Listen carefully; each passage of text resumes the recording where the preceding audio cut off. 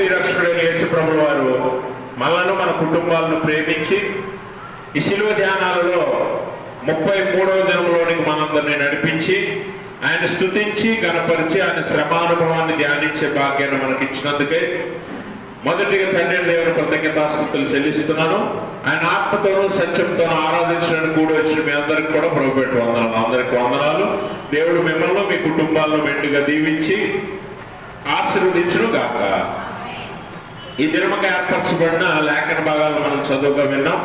పాత నిబంధన పాఠ్యభాగముగా దానియేలు గ్రంథం 9వ అధ్యాయం 24వ వచనం, అలాగే సువార్త పాఠ్యభాగంగా మత్తయి సువార్త 27వ అధ్యాయం 31 నుంచి 34 వరకు ఉన్న లేఖన భాగాన్ని, అలాగే ఉత్తర పశ్చిత్ర భాగంగా దావీదు కీర్తన 26వ సంకీర్తన మనం చదువుకున్నాం. ఈ లేఖన భాగాల నుంచి ఈరోజు మనం ధ్యానించిన ఉన్న అంశము సిలువ మార్గము. దీన్ని స్టేషన్స్ ఆఫ్ ది క్రాస్ అంటారు. స్టేషన్స్ ఆఫ్ ది క్రాస్ అని అంటారు. అలాగే లాటిన్ లో వయా డోలోరోసా అంటారు. వయా డోలోరోసా అంటే the spiritual journey of Jesus to the cross. Yesu ప్రభు వారి యొక్క ఆత్మీయ ప్రయాణం, సిలువ యందుకు యేసు ప్రభు వారి యొక్క ఆత్మీయ ప్రయాణముగా కూడా దీన్ని చెప్పడం జరిగింది. అయితే మనం గమనించాలి, ఈ సిలువ మార్గం అనేది మరి ఎందుకు యేసు ప్రభు వారు ఎన్నుకున్నారు, ఎందుకు ఈ సిలువ మార్గాన్ని మన కొరకు ఆయన ఎన్నుకున్నారు అనే విషయాన్ని ఈరోజు మనం ధ్యానం చేయనై ఉన్నాం. ఎందుకనంటే యేసు ప్రభు వారు నిన్నటి దినాన ఆయన ఎంతో అపహాస్యం చేసి ఆయనను కొట్టి ఉమ్మివేసి ఆయన ఒంటి మీద వస్త్రాలు తీసేసి ఆయన సొంత వస్త్రాలను ఆయనకు ధరించి ఆయన సిలువ వేయటానికి అప్పగించారు. అయితే మనం గమనించాలి, ఈ సిలువ వేయటానికి అప్పగించినప్పుడు ఆయన ఈ శ్రమ మార్గాన్ని లేకపోతే ఈ బాధాకరమైన మార్గాన్ని ఎందు నిమిత్తమో ఆయన ఎన్నుకున్నాడు అనేది మనం ఆలోచన చేస్తే అన్నీ కూడా కేవలం మానవాళి నిమిత్తమే, మనందరి పాప క్షమాపణ నిమిత్తమే, అలాగే ప్రవచనాల నెరవేర్పు నిమిత్తము, దేవుని ప్రణాళిక నిమిత్తము ఆయన ఈ సిలువ మార్గాన్ని ఎంచుకున్నాడు. అంతే. ఈ శిలువ మార్గం ద్వారా మనందరికీ కూడా విమోచన కలిగించడానికి దేవుడు ఈ శిలువ మార్గాన్ని ఏర్పరచాడు అన్న విషయాన్ని ఈ లేఖనం ద్వారా మనం జ్ఞాపకం చేసుకోవాలి. అయితే యేసు ప్రభు వారిని ఈ శిలువ వేసే మార్గంలో మనము ఈ శిలువ మార్గం అన్నాం కదా, వాస్తవంగా అయితే యేసు ప్రభు వారు ఎక్కడైతే శిలువ మరణము విధించబడ్డాడో ఆ స్థలము నుంచి, అలాగే సిలువ వేయబడిన స్థలం అనగా కలవరి కొండ మీద ఆయన సిలువలో వేలాడిన స్థలం దాకా ఆయన మధ్యలో ఆగిన లేకపోతే శ్రమ అనుభవించిన సందర్భాలను 14 స్థానాలుగా చెప్తారు. దీన్నే 14 స్టేషన్స్ ఆఫ్ క్రాస్ అంటాం. The way of cross.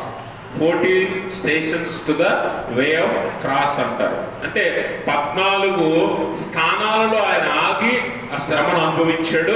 అలాగే ఆ మధ్యలో ఎక్కడెక్కడైతే ఆయన ఆగాడో ఆ సందర్భంలో మనకు కొన్ని ఆత్మీయ పాఠాలను యేసు ప్రభు వారు నేర్పిస్తూ ఉంటాడు. అయితే ఇప్పుడు కూడా హోలీ ల్యాండ్ లేకపోతే ఇశ్రాయేల్ దేశాన్ని ఎప్పుడైనా పరిశీలన లేదా ఎప్పుడైనా మనము సందర్శిస్తే ఆయన ఎక్కడి నుంచి సిలువ మరణాన్ని ప్రారంభించాడో అనగా ఆయన సిలువ శిక్ష ఎక్కడ వేయబడిందో ఆ స్థానం నుంచి సిలువ వేయబడిన కలవరి కొండ మీద వరకు 14 స్టాప్స్ ఉంటాయి.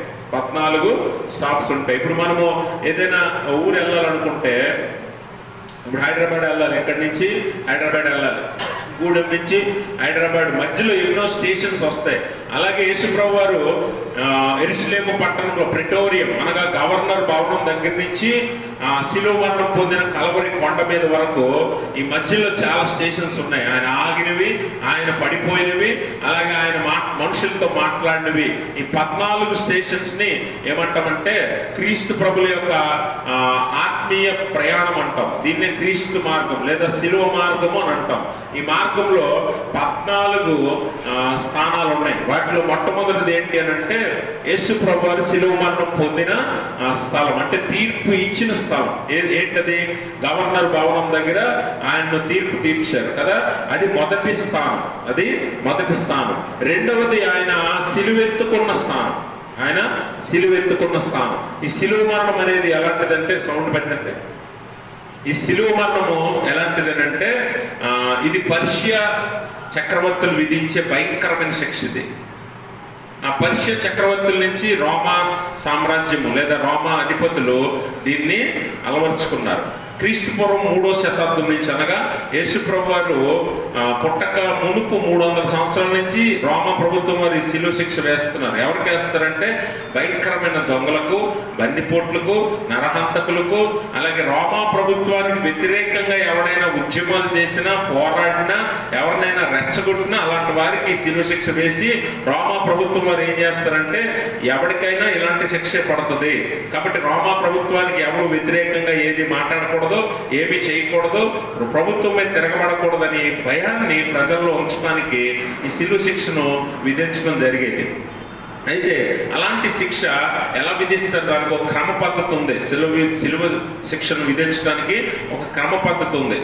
అదేంటంటే ఎవరైతే శిలువ శిక్షకు పాత్రుడయ్యారో, శిలువ శిక్ష విధించబడ్డాడో ఆ నేరస్తుడు ఏం చేయాలంటే తన శిలువను తానే మోసుకొని వెళ్ళాలి.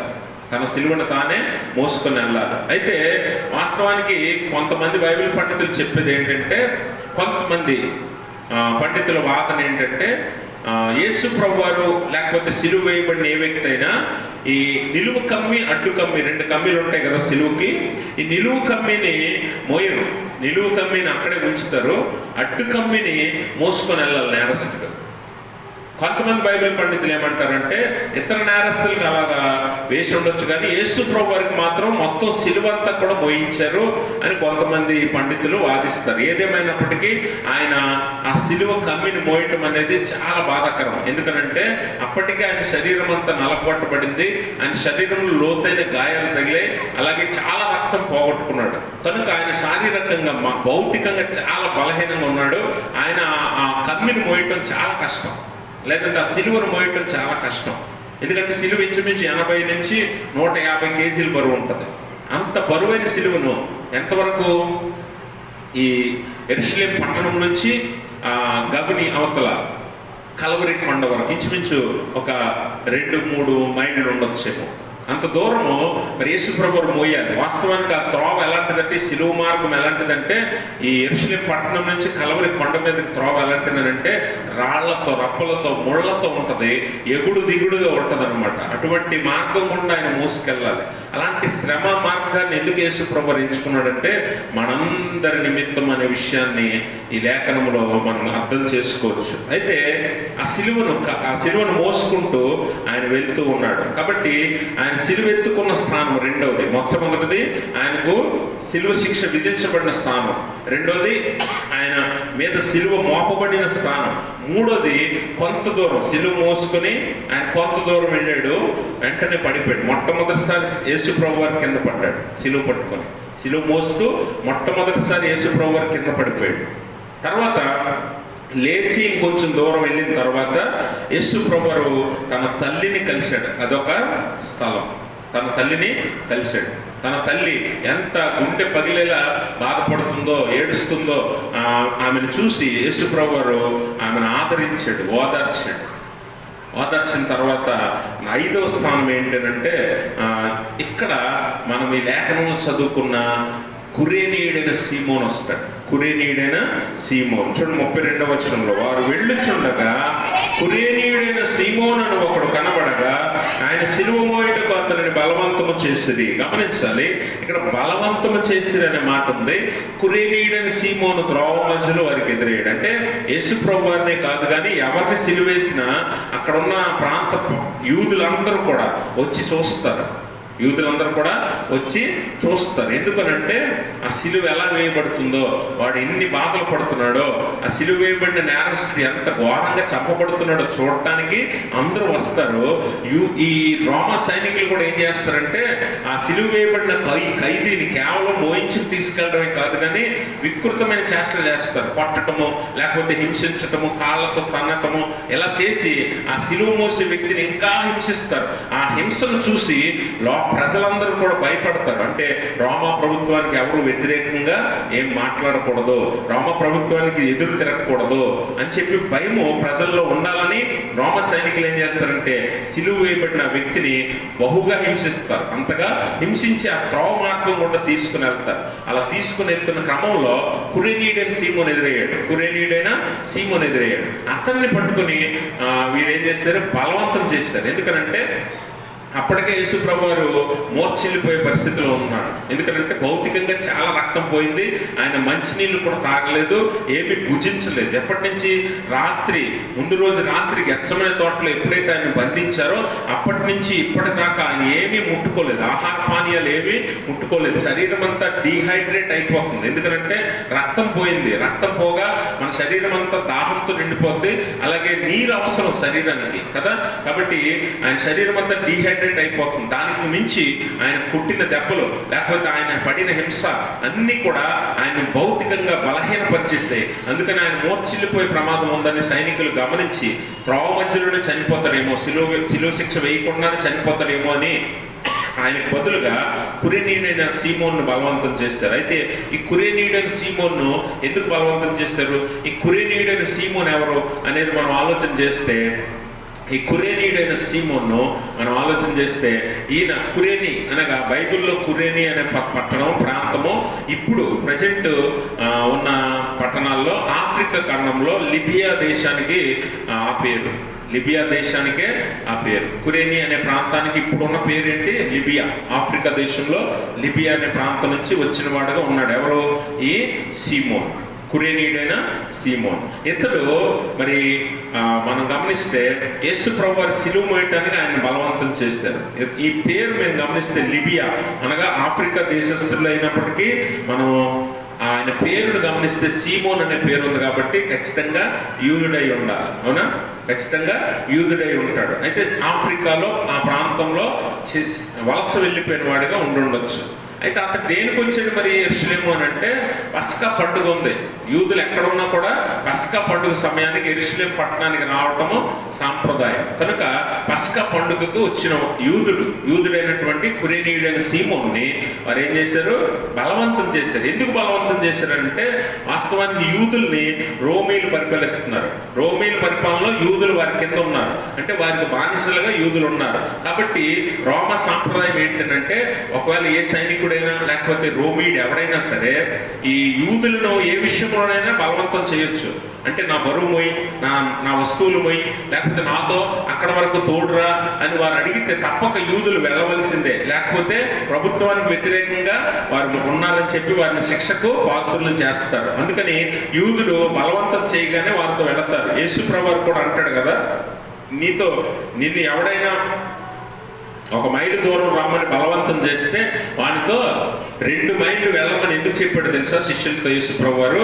ఇదిగో ఈ యూదులను రోమీలు ఇలాగ బలవంతం చేస్తారు కాబట్టి వారిని కూడా మీరు ప్రేమించండి. వారు 1 మైలు రమ్మంటే మీరు 2 మైళ్ళు వెళ్ళండి అని యేసు ప్రభువారు వారికి బోధిస్తాడు. కాబట్టి యూదుల్ని రోమీలు బలవంతం చేస్తారు. కొన్నిసార్లు వారు ఎక్కువ బరువుతో వెళ్తున్నప్పుడు ఎవడైనా యూదులు కనిపిస్తే నాతో వచ్చి నా బరువు మోసుకుని రా నా ఇంటి దాకా అని చెప్పి యూదుల్ని రోమీలు బలవంతం చేస్తారు. అలాగే యేసు ప్రభువారు మరి మూర్ఛిల్లిపోయే ప్రమాదం ఉంది కాబట్టి యేసు ప్రభువారు మోయకుండా మరి ఆ సీమోన్ని లాగారు. సీమోన్ని బలవంతంగా సిలువ మోయటానికి తీసుకొచ్చారు. అయితే సీమోను ఇక్కడ కొన్ని లోకా సువార్తికుడు ఒకలా చెప్తాడు, మత్తయి సువార్తికుడు ఒకలా చెప్తాడు. మత్తయి సువార్తికుడేమో సీమోను సిలువ మోసినట్లుగా మాట్లాడితే, మత్తయి, మార్కు అలాగే లోకా ఒకలా చెప్తే, యోహాను భక్తుడు మాత్రం యేసు ప్రభువారే సిలువ మోసినట్లుగా చెప్తాడు. ఎందుకు అంటే వాస్తవానికి మత్తయి, మార్కు, లోకా ఉద్దేశంలో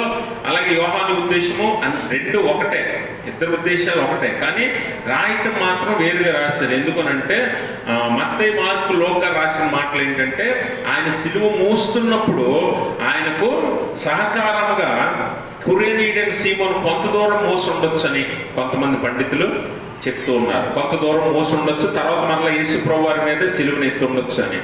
యోహాను భక్తుడు ఎందుకు రాశాడంటే, వాస్తవంగా సిలువ మోసేటప్పుడు ఆ వెనక కమ్మి ఉంటుంది కదా, నిలువు కమ్మి, ముందు కమ్మి అడ్డు కమ్మిని ఆయన ఎత్తుకుంటే, యేసుప్రభువారు ఎత్తుకుంటే వెనక కమ్మిని కురేనీయుడని సీమోని ఎత్తుకున్నాడు. అలా మోసుకెళ్లారు కలవరి కొండ దాకా అని యోహాను భక్తుల ఉద్దేశం అని కొంతమంది పండితుల వ్యాఖ్యానం. ఇలాగా ఏదేమైనప్పటికీ యేసుప్రభువారు సిలువను కురేనీయుడని సీమోను ఎత్తుకున్నాడు. అంటే ఇక్కడ మనం గమనించాలి, కురేనీయుడైన సీమోను బలవంతం చేయబడి ఎత్తుకున్నా కూడా కురేనీయుడైన సీమోను యొక్క పరివర్తనను మనం గమనించాలి. అయితే గమనించండి, ఈ స్టేషన్స్ గురించి మనం ముందు చూద్దాం. ఇప్పుడు కురేనీయుడైన సీమోను మీద సిలువెత్తారు. తర్వాత 6వ స్టేషన్ ఏంటంటే, 6వ స్థలం ఏంటంటే, కొంచెం దూరం వెళ్ళిన తర్వాత మరి వెరోనిక ఆయన ముఖాన్ని టవల్తో తుడుస్తుంది. ఇది 6వది.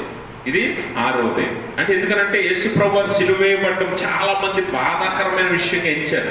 ఆయన్ను సిలువ వేస్తుండగా బాధపడుతూ గుండెలు పగిలేలాగా రొమ్ము కొట్టుకొని చాలా మంది కేకలు వేసి ఏడవటం, చాలా మంది స్త్రీలు ఆ స్థలంలో చుట్టుముట్టడం మనం చూస్తాం. ఆ స్త్రీలందరిలో వెరోనిక ఆయన ముఖాన్ని చూసి బాధపడుతూ ఆయన దగ్గరకు వచ్చి ఆయన ముఖాన్ని తుడిచినట్లుగా మరి ఆ స్థానాన్ని 6వ స్థానంగా చెప్తాం. 7వది ఏంటంటే, రెండోసారి ఆయన కింద పడిపోవటం, సిలువ మోస్తూ రెండోసారి పడిపోయాడు. ఇది 7వ స్థానం. 8వ స్థానం ఏంటంటే, యెరూషలేము స్త్రీలతో ఆయన మాట్లాడతాడు. 8వది ఏంటి, యెరూషలేము స్త్రీలతో మాట్లాడతాడు. అమ్మ, నా కొరకు ఏడవద్దు, మీ కొరకు మీ పిల్లల కొరకు మీరు ఏడవండి. ఎందుకనంటే వారి భవిష్యత్తును, ఎందుకు అలా ఏడవమని చెప్పాడంటే, భవిష్యత్తును గూర్చి యేసుప్రభువారు మాట్లాడుతున్నాడు. యెరూషలేము పట్టణము రాయి మీద రాయి లేకుండా నేల కొరిగిపోద్దని, భయంకరమైన శ్రమల్లో ఈ యూదుల కుటుంబాలు పడతాయని యేసుప్రభువారు ముందే చెప్పి, నా కోసం ఏడవలసిన పని లేదు కానీ మీకోసం మీ పిల్లల కోసం ఏడవండి అని చెప్పి అక్కడ ఇంకొక మాట కూడా మాట్లాడతాడు. మరి ప్రవచనాన్ని ఆయన నెరవేరుస్తూ అంటాడు, మీరు పిల్లలు కనని గర్భములు, అలాగే పాలివ్వని స్తనములు ధన్యములు అంటాడు. ఎందుకు ధన్యములు అయ్యాయనంటే, నిజంగా 70వ సంవత్సరంలో టైటస్ అనే చక్రవర్తి 30,000 మంది సైనికులను తీసుకొచ్చి యూదులను చుట్టుముట్టి యెరూషలేము పట్టణాన్ని అలాగే దేవాలయాన్ని పూర్తిగా నాశనం చేసి పూర్తిగా కాల్చేశాడు. దొరికిన వారిని దొరికినట్టు. నేను కూడా చెప్పాను, ఈ యవనస్తులైనటువంటి వారు మా మీద, మా పిల్లల మీద మీ రక్తం ఉండాలి అని ఏ యూదులైతే కోరుకున్నారో ఆ యూదుల పిల్లలందరినీ కూడా ఊచకోత కోసేసి ఆ యెరూషలేము గోడలకి సిలువేశారు టైటస్ చక్రవర్తి. అంత భయంకరమైన స్థితిలో యెరూషలేము పట్టణం ఉండబోతుంది. మీరు, మీ పిల్లలు, మీ కుటుంబాలు చెదిరిపోతారు, పారిపోతారు, దాక్కుంటారని యేసుప్రభువారు అంటాడు. నా కోసం ఏడవద్దు, మీకోసం, మీ పిల్లల కోసం ఏడవండి. రాబోతున్నది భయంకరమైన ఉపద్రవం, రాబోతున్నది శ్రమ. అందును బట్టి మీరు మీ కొరకు, మీ పిల్లల కొరకు ఏడవండి, మీరు మీ పిల్లల కోసం ప్రార్థనలు చేయండి అని చెప్పి దేవుడు మాట్లాడుతూ ఉన్నాడు. యెరూషలేము స్త్రీలతో మాట్లాడిన సందర్భాన్ని మనం అక్కడ చూస్తాం. అది ఎంత ప్రమాదకరం. నిజంగా జోసిఫస్ అనే చరిత్రకారుడు తర్వాత కాలంలో the war of the juice అనే పుస్తకం రాశాడు. The war of the juice అనే పుస్తకంలో యెరూషలేము పట్టణం ఎలా నాశనం చేయబడింది, టైటస్ చక్రవర్తి ఎలా నాశనం చేశాడు, యూదుల పరిస్థితి ఏంటి అన్నది మనం గమనిస్తే, కొన్ని సంవత్సరాల పాటు వారికి అన్నం లేదు. కొన్ని సంవత్సరాల పాటు యూదులకు అన్నం లేదు, తిండి లేదు, దొరకలేదు. చిన్నపిల్లలు లాంటి వాళ్ళు ఆకలి అని అమ్మానాలని పట్టి పీకి పెట్టుంటే కొంతమంది వారి పిల్లల్ని నేలకేసి బండకేసి కొట్టి చంపేసుకున్నారు తెలుసా. అలా చంపేసుకున్న పిల్లలకి ఆకలికి ఏళ్ళ తట్టుకోలేక అలాంటి పిల్లలు, చనిపోయిన పిల్లల మాంసాన్ని యూదులే తిన్నారు. కొంతమంది పిల్లలు ఆకలికి చచ్చిపోయారు. అంత భయంకరమైన శ్రమ ఎదురవుతుందని యేసుప్రభువారు అన్నాడు, మీ కొరకు, మీ పిల్లల కొరకు మీరు ఏడవండి, మీ పిల్లల్ని మీరే బండకేసి కొట్టుకునే రోజు వస్తుంది అని చెప్పి యేసుప్రభువారు ముందే హెచ్చరించాడు. కాబట్టి యెరూషలేము స్త్రీలతో ఆయన మాట్లాడిన స్థానము 8వ స్థానము. 9వది మూడోసారి యేసుప్రభువారు మళ్ళీ కింద పడిపోయాడు. 10వది ఏంటి అంటే, ఆయన శరీరం మీద నుంచి ఆయన బట్టలు తీసివేయబడ్డాయి. చివరిసారి కలవరి కొండ మీద పడిపోయిన తర్వాత ఆయన శరీరం నుంచి బట్టలు తీసేస్తారు. ఇది 10వ స్థానం. 11వ స్థానం ఏంటంటే, ఆయన సిలువకు మేకులేసి కొట్టబడ్డాడు. 11. 12 ఆయన సిలువ మీద చనిపోయాడు. 13 ఆయన సిలువ మీద నుంచి కిందకి దింపబడ్డాడు. 14 ఆయన సమాధిలో పెట్టబడ్డాడు. ఈ 14 స్థానాలని ఈ రోజుకి యాత్రికులు, భక్తులైనటువంటి వారు హోలీ ల్యాండ్ వెళ్ళినప్పుడు ఆయన ఎక్కడి నుంచి ఎక్కడి వరకు ప్రయాణం చేశాడో ఈ 14 స్థానాల దగ్గర ఆగి ప్రార్థనలు చేస్తారు.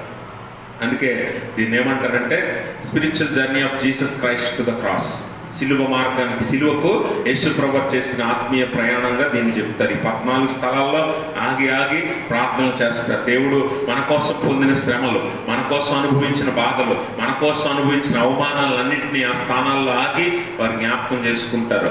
అందుకని గమనించాలి, ఈ సిలువ మార్గం అనేది యేసు ప్రభువు ఎందుకు ఏర్పరిచాడంటే, మరి కురేనీయుడైన సీమోను బట్టి మనం ఆలోచన చేయాలి. సీమోను వలె మనం కూడా ఆయన సిలువను ఎత్తుకోవాలి, ఆయన సిలువలో పాలు పంపులు పొందాలి, సిలువ మార్గాన్ని మనము వెంబడించాలి. మరి యేసు ప్రభువు ఎవరో తెలియకపోయినా కురేనీయుడైన సీమోను ఆయన సిలువ ఎత్తుకొని ఆయనకు సహకారం అందించాడు. ఆయన శ్రమల్లో పాలు పంపులు పొందాడు. దేవుని వాక్యం అంటుంది, మనం కూడా క్రీస్తు వలె ఆయన శ్రమలలో పాలు పంపులు పొందాలంటది. ఆయన సిలువను ఎలాగైతే ఎత్తుకున్నాడో మనం కూడా మన సిలువను ఎత్తుకొని ఆయనను వెంబడించాలని మత్తయి సువార్తలో మనం చూస్తాం. మత్తయి సువార్త 16:24 అంటాడు, ఎవడైనను నన్ను వెంబడింపగోరిని ఎడలా తన్ను తాను ఉపేక్షించుకొని తన సిలువనెత్తుకొని నన్ను వెంబడింపవలను అని యేసు ప్రభువే చెప్పాడు. ఈరోజు కురేనీయుడైన సీమోను మనందరికి ఒక ఆత్మీయ పాఠాన్ని నేర్పుతున్నాడు. ఏంట పాఠం అని అంటే, మనందరము కూడా మన సిలువను ఎత్తుకొని, అనగా శ్రమల సిలువను ఎత్తుకొని ఈ లోకంలో ఎదురయ్యే శ్రమలన్నింటినీ భరిస్తూ క్రీస్తు ఏర్పరిచిన ఈ సిలువ మార్గంలో ప్రయాణం చేయాలి. ఈ సిలువ మార్గం కాకుండా ఇంకేదైనా మార్గం ఉందనంటే there is no other way. ఇంకొక మార్గం ఏది లేదు. యేసు ప్రభువు అంటాడు కదా, ఇరుకు మార్గము విశాల మార్గము, ఇరుకు మార్గము కనుగొని వారు కొంతమందే, అందులో ప్రవేశించేవాడు ఖచ్చితంగా పరలోకాన్ని, దేవుణ్ణి, తండ్రిని చేరుతాడని చాలా స్పష్టంగా యేసు ప్రభువు మాట్లాడతాడు. కనుక ఒకే ఒక్క మార్గము సిలువ మార్గమే. ఇది శ్రమలతో కూడిందే, ఇది బాధతో కూడిందే, ఇది దుఃఖంతో కూడిందే, కొన్నిసార్లు కష్టము, చాలా వేదనను గురి చేస్తుంది. అయినా కూడా ఈ మార్గమే నిన్ను పరమునకు చేరుస్తుంది, తండ్రి వద్దకు తీసుకుని వెళ్తుంది. కాబట్టి ఈ మార్గాన్ని విడవక ఈ మార్గంలో ఎవడైతే ప్రవేశిస్తాడో వాడు మాత్రమే యేసు ప్రభువుని చేరతాడని చాలా స్పష్టంగా ఈ లేఖనం మనకి నేర్పిస్తుంది. అది కురేనీయుడైన సీమోను. కురేనీయుడైన సీమోను జ్ఞాపకం చేసుకుంటే, ఈ సీమోను లిబియా ప్రాంతానికి చెందినవాడని చెప్పారు. అలాగే ఒక యూదుడని యెరూషలేము పట్టణానికి పస్కా పండుగ కోసం వచ్చాడని నేను జ్ఞాపకం చేస్తాను. అయితే తర్వాత కాలంలో ఈ కురేనీయుడైన సీమోను దేవుని యేసు ప్రభువుని అంగీకరించాడు. అది గొప్ప విషయం. ఆయన ఎవరో తెలియదు ఆయనకి. యూదులు బలవంతం చేయబడతారు కాబట్టి, రోమీయులు సైనికులు ఆయన బలవంతంగా లాగి సిలువ మోయమన్నారు కాబట్టి మోసాడు. అయితే మోస్తున్నప్పుడు ఆయన అనిపించి ఉండొచ్చు, ఈయన ఎవరు, ఈయనకి ఎందుకు ఈ సిలువ శిక్ష వేశారు అని ఆయన అనుకుని ఉండొచ్చు. తర్వాత ఆయన గురించి ఆయన ఎవరినైనా తెలుసుకొని అడిగి ఉండొచ్చు. ఆయన గొప్పతనాన్ని, ఆయన చేసిన అద్భుతాలని, ఆయన చేసిన ఆశ్చర్య కార్యాలని, అలాగే ఈ లోకానికి ఆయన వచ్చిన కారణాన్ని వారు ఆ కురేనీయుడైన సీమోను తెలుసుకొని ఉండొచ్చు. తెలుసుకొని ఆయనను విశ్వసించి ఉండొచ్చు కురేనీయుడైన సీమోను. ఎందుకు అంటే లేఖనం కూడా దానికి రుజువిస్తుంది. లేఖనం కూడా ఆయనకు దానికి రుజువిస్తుంది. కురేనీయుడైన సీమోనే కాదు, తన కుటుంబం కూడా విశ్వాసంలోనికి వచ్చినట్లుగా పరిచర్యలో, మొదటి ఆదిమ సంఘ పరిచర్యలో ఆ కుటుంబం ఉత్సాహంగా పాలుపంపులు పొందినట్లు కూడా ఉంటుంది. అందుకని మార్కు సువార్త 15వ అధ్యాయము, మార్కు సువార్త 15వ అధ్యాయము 21వ వచనం చదువుదాం. కురేనీయుడైన సీమోను, కురేనీయుడైన సీమోనను ఒకడు పల్లెటూరి నుంచి వచ్చి ఆ మార్గంలో పోవుచుండగా ఆయన సిలువను మోయుటకు అతనిని బలవంతము చేసిరి. అతడు అలెగ్జాంద్రుకును రూపునకు తండ్రి. గమనించారా, ఆయనకి 2 కుమారులు కూడా ఉన్నారని లేఖనం చెప్తుంది. ఆయన 2 కుమారుల పేర్లు ఏంటట, అలెగ్జాండర్, నెక్స్ట్ రూఫస్. వీళ్ళిద్దరూ కురేనీయుడైన సీమోను కుమారు. సీమోను యేసు ప్రభువుని సిలువ మోయటానికి బలవంతం చేయబడ్డాడు. అయితే మీరు ఇంకా గమనించారు, తర్వాత ఆదిమ సంఘ పరిచర్యలో కేవలం అపోస్తులతోనే కాదు కానీ పౌలుతో కూడా వారు చక్కని పరిచర్య సహకారం అందించినట్లుగా మనం చూస్తాం. రోమాపత్రిక 16వ అధ్యాయము, రోమాపత్రిక 16వ అధ్యాయము 13వ వచనం చదువుతాం. ప్రభువునందు ఏర్పరచబడిన రూపునకు వందనములు, అతని తల్లికి వందనములు. ఎవరంటున్నారు ఈ మాట? పౌలు రూపు కుటుంబం గురించి మాట్లాడుతున్నాడు. ఇప్పుడు రూపు ఎవరు? కురేనీయుడైన సీమోను కుమారుడు. అంటే కురేనీయుడైన సీమోను యేసుప్రభువుని అంగీకరించి తన కుటుంబాన్ని కూడా రక్షణలోనికి నడిపించాడు. ఆ కుటుంబము దేవుని పరిచర్యలో అలాగే సహకారంలో ఎంతో సహకారం అందించినట్లుగా ఆతిథ్యంలో కూడా ముందున్నట్లుగా మనం గమనించాలి. అపోస్తలుడైన పౌలు రూపుకి వందనాలు చెప్తున్నాడు, అతని తల్లికి వందనాలు అంట. ఆమె ఇతనికి కూడా తల్లి, పౌలుకి కూడా తల్లి అంటున్నాడు. ఎందుకు తల్లి అన్నాడంటే ఆమె కేవలము సంఘము ఆరాధనలో పాలుపంపులు పొందడమే కాదు కానీ, పరిచర్యలు పాలుపంపులు పొందడమే కాదు కానీ, పౌలుని ఎంత చేర్చుకొని ఆతిథ్యం ఇచ్చింది కూడా అయ్యింది. అందుకనే ఆమె నాకు తల్లి అంటాడు. నాకు కూడా తల్లి రూపు తల్లిని పౌలు తల్లి అని సంబోధిస్తున్నాడు. కాబట్టి గమనించాలి, మరి కురేనీయుడైన సీమోను తర్వాత యేసుప్రభువుని గురించి తెలుసుకొని ఆయనను అంగీకరించి తన కుటుంబానికి రక్షణ తెచ్చుకున్నవాడిగా, ఆ కుటుంబము సంఘంలో ఒక మంచి పేరున్న కుటుంబంగా, అనగా సహకరించే కుటుంబం, పరిచర్యలో పాల్పంపులు పొందే కుటుంబం, ఆతిథ్యం ఇచ్చే కుటుంబం అని మనం ఈ లేఖనాల ద్వారా అర్థం చేసుకోవచ్చు. కాబట్టి కురేనీయుడైన సీమోను ఎలాగైతే యేసుప్రభువు సిలువ మోయటంలో పాల్పంపులు పొందాడో, ఈరోజు మనందరం కూడా అటువంటి మనస్తత్వాలు కలిగి దేవుని పరిచర్యలో పాల్పంపులు పొందాలి. ఆయనతో పాటు మన సిలువను ఎత్తుకొని ఆయనను మనం వెంబడించాలి. అట్టివాడే ఆయనకు పాత్రుడు, అట్టివాడే ఆయనను వెంబడించిన వాడు, అట్టివాడే గమ్యం చేస్తాడు అన్న విషయాన్ని ఈ లేఖనం ద్వారా మనం అర్థం చేసుకోవాలి. కనుక మరి ఆ తర్వాత యేసుప్రభువుని ఎక్కడ తీసుకెళ్లారట? తర్వాత చదివితే 33వ వచనం చదువుతాం.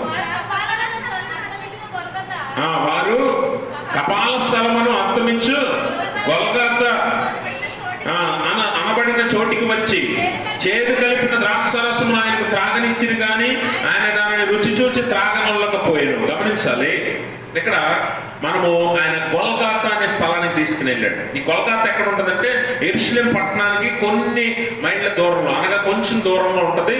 ఊరి బయట ఉంటుంది. యెరూషలేము పట్టణానికి బయట ఉంటుంది ఈ గొల్గొతా స్థలము. ఈ రోమా సైనికులు దేనికి వాడతారంటే, రోమా ప్రభుత్వం ఇటువంటి శిక్షలు విధించడానికి, సిలువ శిక్షలు వేయడానికి ఆ కొండను వాడతారు. వాస్తవానికి కపాల స్థలం అనే పేరు ఎందుకు వచ్చిందంటే, ఆ కొండను కొంచెం దూరంగా చూస్తే అది నిజంగా కపాలం, మనిషి కపాలం ఆకారంలో ఉంటుంది. అందుకనే ఆ పేరు వచ్చింది. దాన్నే గొల్గొతా అంటారు. లాటిన్లో కల్వరి అంటారు. కాబట్టి ఆ కల్వరి అనే పదం మనందరికీ బాగా తెలుసు కదా. కాబట్టి కపాల స్థలం అనబడే ఈ గొల్గొతా లేకపోతే కల్వరి అనే కొండ మీదకు యేసుప్రభువుని తీసుకొచ్చారు. అక్కడ ఆయన సిలువ వేశారు. అయితే ఈ కల్వరి కొండ మీద లేకపోతే గొల్గొతా అనే కొండ మీద ఎందుకు సిలువ వేయబడాలి యేసుప్రభువు అని అంటే, ఇక్కడ కూడా లేఖనాల నెరవేర్పు మనకు కనిపిస్తుంది. పాత నిబంధనలో దేవుడు నియమించిన ఒక నియమాన్ని అక్కడ యేసుప్రభువు తప్పక పాటిస్తూ ధర్మశాస్త్రాన్ని నెరవేరుస్తున్నాడు. అలాగే సర్వమానవాళికి పాప క్షమాపణ కలుగు నిమిత్తము తన తాను బలియాగంగా సిలువ మరణాన్ని ఆయన జరిగిస్తూ ఉన్నాడు. అందుకనే నిర్గమకాండం 33వ అధ్యాయంలో మనం చూస్తే, 7వ వచనం చదువుదాం. అంతటా మోషే గుడారమును తీసి పాలెము వెలుపలికి వెళ్ళి పాలెమునకు దూరముగా దానిని వేసి దానికి ప్రత్యక్షపు గుడారమును పేరు పెట్టెను. యెహోవాను వెతికిన ప్రతివాడును పాలెమునకు వెలుపలనున్న ప్రత్యక్షపు గుడారమునకు వెళ్ళుచు వచ్చాను. గమనించారా? మోషే ఏం చేశాడట? మోషే గుడారమును తీసి పాలెము వెలుపలికి వెళ్ళి పాలెమునకు దూరముగా దాన్ని వేశాడు. అనగా ఊరికి దూరంగా, ఊరికి అవతల వేశాడట. ఏది? ప్రత్యక్షపు గుడారాన్ని, అనగా దేవుడు నివసించే స్థలాన్ని అక్కడ ఏర్పరిచాడట. ఎవడైనా దేవుణ్ణి చూడాలి, యెహోవాను వెతకాలి అనుకుంటే వాడు పాలెములో నుంచి ఊరి బయట ఉన్న ప్రత్యక్షపు గుడారానికి వెళ్ళి అక్కడ దేవుణ్ణి చూసి రావాలి, దేవునికి మొక్కి రావాలి, దేవునికి బలి అర్పించి రావాలి, దేవునికి ప్రార్థన చేసుకొని రావాలి. ఇది పాత నిబంధనలో దేవుడు ఏర్పరిచిన నియమం.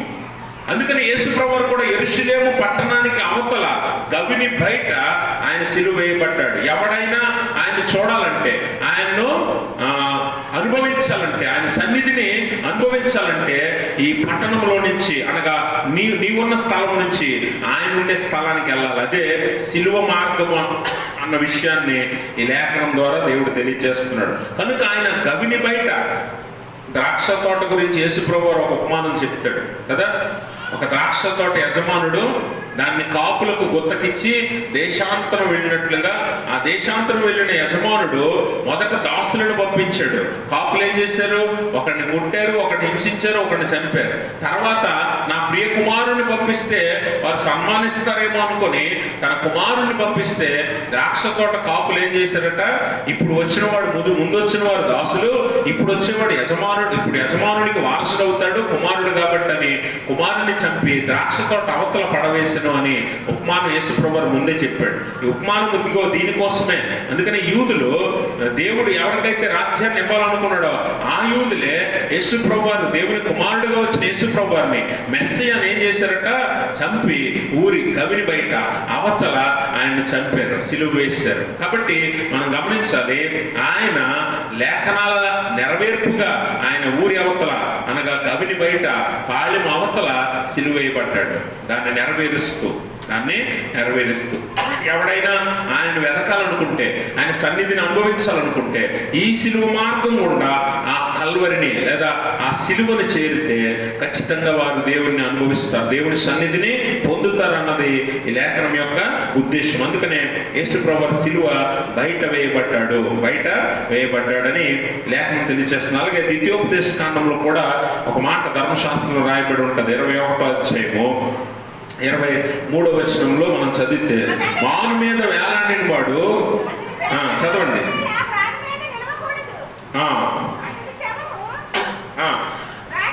అతని శవము రాత్రి వేళ మాను మీద నిలవకూడదు. వేలాడదీయబడిన వాడు దేవునికి శాపగ్రస్తుడు గనుక నీ దేవుడైన యెహోవా శాశ్వతముగా నీకు ఇచ్చుచున్న దేశంలో నీవు అపవిత్రపరచుకుంటున్నట్లు అగత్యముగా ఆ దినమున దానిని పాతి పెట్టవలెను. అందుకే ఆయన గవిని బయట అవతల సిలువ వేయబడ్డాడు. ఎందుకంటే ఆయన మనందరి కోసం మాను మీద వేలాడాడు, మనందరి కోసం శాపగ్రస్తుడయ్యాడు, మనందరి పాపాలు మోసాడు గనుక ఆయన యెరూషలేము పట్టణం అనగా దేవుని పట్టణం, దేవుని పరిశుద్ధ స్థలం, ఆ స్థలమును పవిత్రంగా ఉండాలి. కాబట్టి ఆయన లేఖనము నెరవేర్పుగా ఆయన గవిని అవతల అనగా పట్టణం అవతల ఆయన సిలువ వేయబడ్డాడు అని మనం ఈ లేఖనం ద్వారా జ్ఞాపకం చేసుకోవాలి. కనుక మనందరి పాపాలు మోయటానికి ఆయన శాపగ్రస్తుడయ్యాడు. మనందరి పాపభారాన్ని మోసి ఆయన గవిని వైపుకు అనగా వెలివేయబడినవాడుగా, తిరస్కరించబడినవాడుగా, విడువబడినవాడుగా ఆయన మారాడు. కేవలం మన కోసమని ఈ సత్యాన్ని ఈరోజు మనం జ్ఞాపకం చేసుకోవాలి. అలాగే ఇంకొకటి, ఆయన్ను చిరకాన్ని ఇచ్చినట్లుగా మనం చూస్తాం. చూడండి, మత్తయి సువార్త 34వ వచనం చదవండి.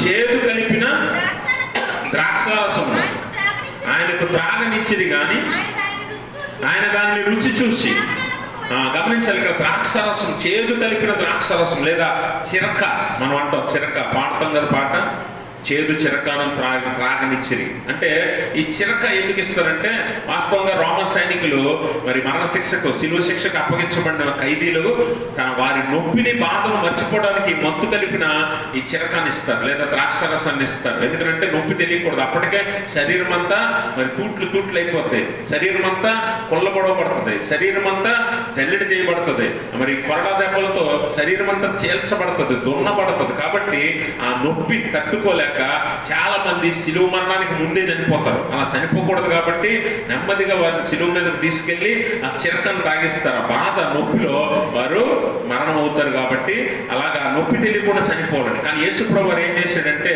ఆ చిరకాను అనగా చేదు కలిపిన ద్రాక్షారసాన్ని ఆయన అంగీకరించలా. ఎందుకంటే సాధారణంగా రెండు వాదనలు ఉన్నాయి ఇందులో. ఒకటి, ఆయన ఎందుకు అంగీకరించలేదు అంటే, ఆయన మనందరి కోసం సంపూర్ణమైన స్పృహలో ఉండి అనగా మత్తులో కాదు, నొప్పి తెలియకుండా శిక్ష అనుభవించాలనుకోవట్లేదు. ఆయన మనందరి కోసం స్పృహలో ఉండి సమస్త బాధను, సంపూర్ణమైన బాధను ఆయన అనుభవించాలని నిర్ణయించుకున్నాడు. కాబట్టి ఆయన దాన్ని తాగలేదు. రెండోది ఏంటంటే, ఆయన చిరకాను తాగపోవడానికి గల కారణం ఏంటంటే ద్రాక్షరసం, అది కదా, చేదు కలిపిన ద్రాక్షరసం. శిష్యులతో అంటాడు కదా ఆయన, ఏమని, నేను పరలోకంలో దీన్ని తాగు వరకు. చివరి పస్కా పండుగలో రాత్రి భోజనంలో ఆయన అంటాడు, ఇది నేను పరలోకంలో మీతో తాగు వరకు, ఇక దీనిని ద్రాక్షరసం నేను తాగను అంటాడు. కాబట్టి తాగలేదని కొంతమంది పండితులు వాదన.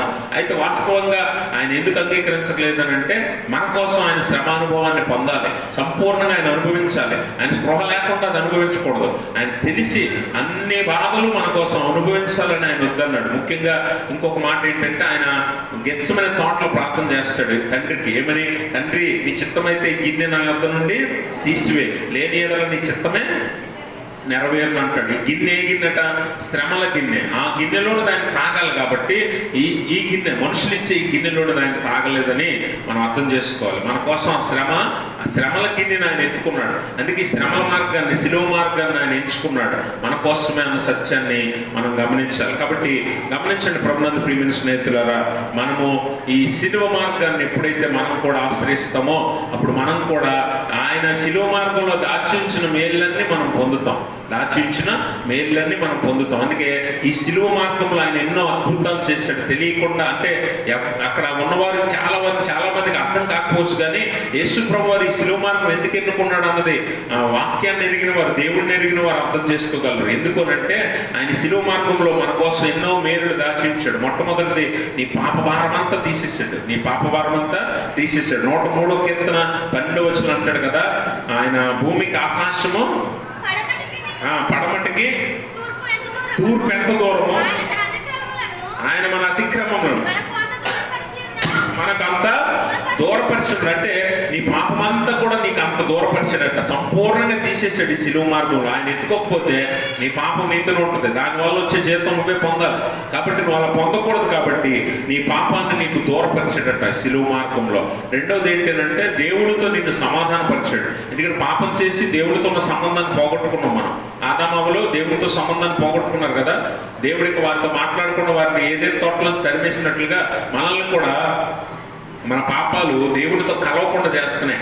దేవుడికి మనకు మన పాపాలు అడ్డొస్తున్నాయని కీర్తనకారుడు అంటాడు. కాబట్టి అటువంటి పాపాలు ఇక లేకుండా ఆయన తీసేసి దేవునికి, నీకు, మనకి సమాధానము ఏర్పరిచాడట. అందుకనే కొరింథీ పత్రిక 2వ కొరింథీ పత్రికలో ఒక మాట చదువుదాం. 5వ అధ్యాయము 2వ కొరింథీ పత్రిక 5వ అధ్యాయము 18వ వచనం చదువుదాం. సమస్తమును దేవుని వలనైనవి, ఆయన మనల్ని క్రీస్తు ద్వారా తనతో సమాధానపరుచుకొని ఆ సమాధానపరచు పరిచర్యను మాకు అనుగ్రహించిన. అదేమనగా, దేవుడు వారి అపరాధమును వారి మీద మోపక క్రీస్తునందు లోకమును తనతో సమాధానపరుచుకొనుచు ఆ సమాధాన వాక్యమును మాకు అప్పగించారు. గమనించరా, యేసు ప్రభు వారు ఎందుకంటే వచ్చాడు ఈ లోకానికి?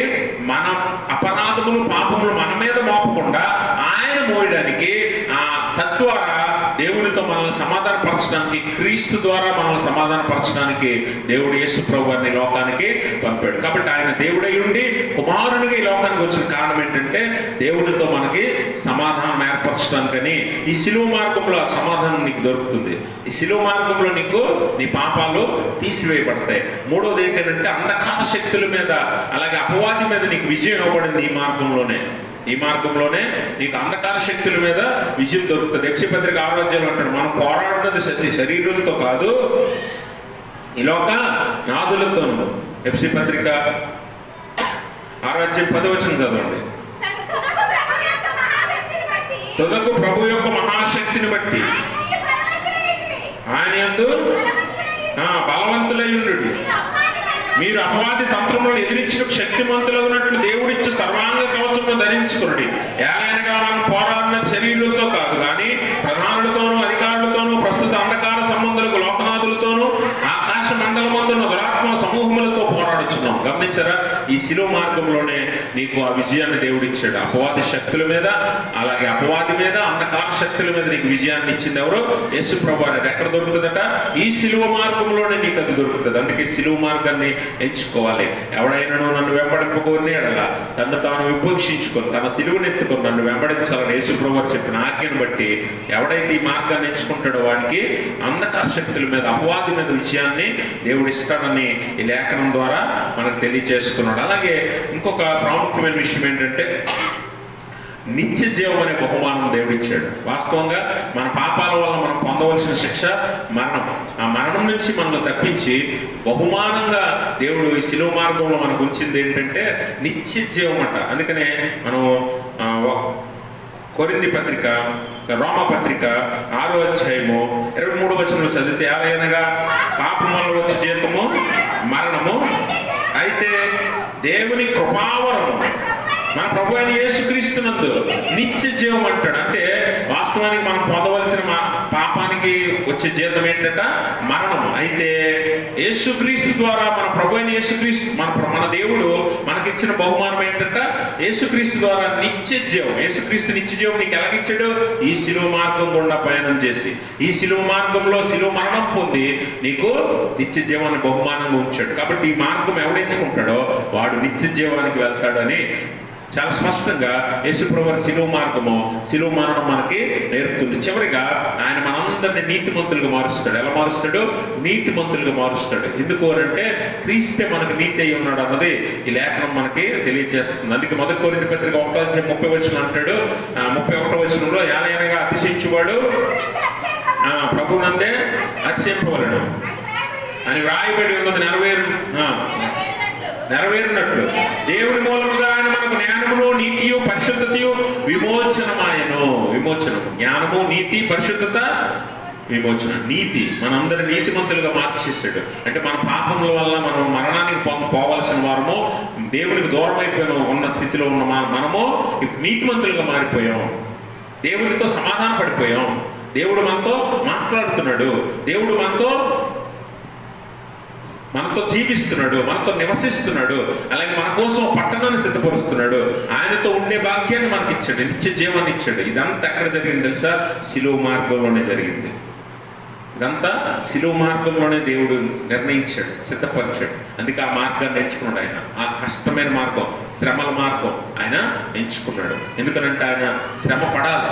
ఆయన శ్రమ పడాలి. 53వ అధ్యాయంలో యెషయా గ్రంథంలో చెప్పిన ఆ శ్రమలన్నీ ఆయన అనుభవించాలి. ఆయన వ్యసనాక్రాంతుడాయను, ఆయన తిరస్కరించబడ్డవాడు, ఆయన పొందిన దెబ్బల చేత మనకు స్వస్థత కలుగును. అలాగే ఆయన మరి వారి చేత నలగొట్టబడ్డాడు. అంత భయంకరమైన శ్రమలన్నీ ఎందుకు అనుభవిస్తున్నాడంటే మనందరికీ ఇదిగో ఇక్కడ చెప్పబడిన ఈ బహుమానాలన్నీ ఆయన ఆ మార్గంలోనే సిద్ధపరిచాడు. ఆ మార్గాలను ఎవడైతే ప్రయాణం చేస్తాడో వాడు తప్పక తండ్రిని చేరుకుంటాడు. వాడు తప్పక ఈ బహుమానాలన్నీ పొందుతాడు. మీరు అందుకే ఇశ్రాయేలీయులకు దేవుడు విడుదలను సిద్ధపరిచినప్పుడు దానియేలుతో దేవుడు మాట్లాడతాడు. దానియేలుతో దేవుని దూత గాబ్రియేలు మాట్లాడుతూ ఇశ్రాయేలీయులు చేసిన పాపాలను బట్టి వారిని ఎంతవరకు శిక్షించానో ఇక మీదట వారికి విడుదల సిద్ధపరుస్తున్నాను కాబట్టి ఇశ్రాయేలీయులు మారు మనసు పొందవాలని చెప్పి దేవుడు చెప్పినప్పుడు దానియేలు దేవునికి ప్రార్థన చేస్తాడు. ఇశ్రాయేలీయులు మేము అనగా ఇశ్రాయేలీయులము ఎన్నో తప్పులు చేశాం, నిన్ను విడిచిపెట్టాం, నిన్ను తిరస్కరించాం, నీ మాటను అంగీకరించలేదు, మేమే తప్పు చేసాం, మా ముఖాలకు సిగ్గే గతి, మా ముఖాలకు సిగ్గే తగింది అని దానియేలు ప్రార్థన చేస్తున్నప్పుడు గాబ్రియేలు దూత దానియేలుతో మాట్లాడుతుంది. వారే తన ప్రజలే, సొంత ప్రజలే యేసు ప్రభువారిని అనగా మెస్సియాను, అభిషిక్తునిగా వచ్చిన మెస్సియాను యేసు ప్రభువారిని నాశనం చేసి పట్టణాన్ని అలాగే దేవాలయాన్ని పాడు చేసినట్లుగా దానియేలు గ్రంథంలో దానియేలు భక్తుడు దర్శనం ద్వారా చూస్తాడు. ఒకసారి చదువుదాం. దానియేలు గ్రంథం 9వ అధ్యాయము 25వ వచనం చదువుదాం. యెరూషలేమును మరలా కట్టింపవచ్చునని ఆజ్ఞ బయలుదేరిన సమయము మొదలుకొని అభిషిక్తుడు అనే దాని మీద 1 అనే నంబర్ ఉంది. ఆ కింద ఏముంది? మెస్సియా అనగా యేసు ప్రభువారు అధిపతి వచ్చే వరకు 7 వారములు పట్టునని స్పష్టంగా గ్రహించుము. 62 వారములు తొందరగల సమయములందు పట్టణపు రాజవీధులను కందకములను మరలా కట్టబడును. ఈ 62 వారములు జరిగిన పిమ్మట ఏమీ లేకుండా అభిషిక్తుడు నిర్మూలము చేయబడును. గమనించారా? ఏమీ లేకుండా నిర్మూలము అంటే మొదటి దేవాలయం పాడైపోయిన తర్వాత రెండవ దేవాలయం కట్టుటకు మధ్యలో ఆ కట్టిన తర్వాత యేసుప్రభువు వస్తాడని అక్కడ దానియేలు దర్శనంలో చూపించాడు దానియేలుకి. అప్పుడు యేసుప్రభువు వచ్చారు. రెండో దేవాలయం కట్టిన తర్వాత యేసుప్రభువు వచ్చారు. యేసుప్రభువు వచ్చిన తర్వాత ఏమీ లేకుండానే ఆయన్ను ఏం చేశారట? ఆయన నాశనం చేశారు, ఆయనను నిర్మూలన చేశారు. ఆయన చంపిన తర్వాత రెండో దేవాలయం 70 సంవత్సరాలు పూర్తిగా నాశనం అయిపోయింది. కాబట్టి గమనించాలి, దేవుడు మన కోసం ఒక విడుదల కార్యక్రమాన్ని సిద్ధపరిచాడు. ఆ మార్గము గుండా, శిలువ మార్గం గుండా ఎవడైతే చేరుతాడో వాడు దేవుని సన్నిధికి చేరుతాడు. యేసు ప్రభువారే ఆ మార్గము, యేసు ప్రభువారే ఆ మార్గాన్ని సిద్ధపరిచాడు. ఎవడైతే ఆ మార్గాల్లో ప్రవేశిస్తాడో, ఆ ఇరుకు మార్గాన్ని ప్రవేశించడానికి పోరాడతాడో వాడు తప్పక ఫలాన్ని పొందుతాడు. దేవుడు వానికి తోడై ఉంటాడు. వాడు దేవుణ్ణి మెప్పించిన వాడు అవుతాడు. ఈ శిలువ మార్గంలో ఎన్నో మేలుడు మన కోసం దాచించాడు. ఈ మార్గాన్ని ఎవరైతే ఎంచుకుంటారు, ఈరోజు నిన్ను నన్ను కురేనీయుడైన సీమోను వల్ల దేవుడు ఆహ్వానిస్తున్నాడు. నాతో పాటు పాలు పంపులు పొందుతావా? నాతో పాటు నీ సిలువెత్తుకుని వెంబడిస్తావా? నేను నీకు నిత్య జీవాన్ని ఇస్తాను, నేను నీకు పరలోక రాజ్యాన్ని ఇస్తాను, నాతో పాటు వారసత్వం ఇస్తాను, పరలోకంలో నాతో ఉండే భాగ్యాన్ని ఇస్తాను, ఆ పరలోకపు విందులో నాతో పాటు ద్రాక్షారసం తాగి భుజించే భాగ్యాన్ని నేను నీకు ఇస్తాను. అక్కడ మరణం ఉండదు, ఏడుపు ఉండదు, కన్నీరు ఉండదు, దుఃఖం ఉండదు, వేదన ఉండదు. అటువంటి రాజ్యాన్ని నీకు నేను రాసిస్తానని చెప్పి దేవుడు వాగ్దానం చేస్తున్నాడు. ఈ శిలువ మార్గం ఎవడైతే ఎంచుకుంటాడో, శ్రమ ఉండొచ్చు, ఈ లోకంలో బాధ ఉండొచ్చు, దుఃఖం ఉండొచ్చు, ఇహలోక శ్రమలు తప్పించుకోవటానికి కొద్దిపాటి సుఖం సంతోషం కోసం లోక మార్గాన్ని ఎంచుకున్నావా, నాశనం వైపు నడిచిపోతావు. అందుకే మొదటి కీర్తనలు అంటాడు, దుష్టుల మార్గం నాశనానికి నడుపుతుందని చాలా స్పష్టంగా కీర్తనకారుడు చెప్పాడు. కనుక అటువంటి మార్గాన్ని ఎంచుకోక ఒకే ఒక మార్గం, ఏకైక మార్గమైన క్రీస్తును, ఆయన ఏర్పరిచిన శిలువ మార్గాన్ని ఎంచుకుని పరలోకం చేరు. అట్టి స్థితి దేవుడు తన పరిశుద్ధ ఆత్మ ద్వారా మనందరికీ దయచేయను గాక. ఆమేన్. సమస్త జ్ఞాపకం ఇచ్చిన దేవుని సమాధానం యేసుక్రీస్తు వారి మీ హృదయములపై తలపులకు కావలి ఉండును గాక. ఆమేన్. దయచేసి అందరూ కూర్చోండి. మనవి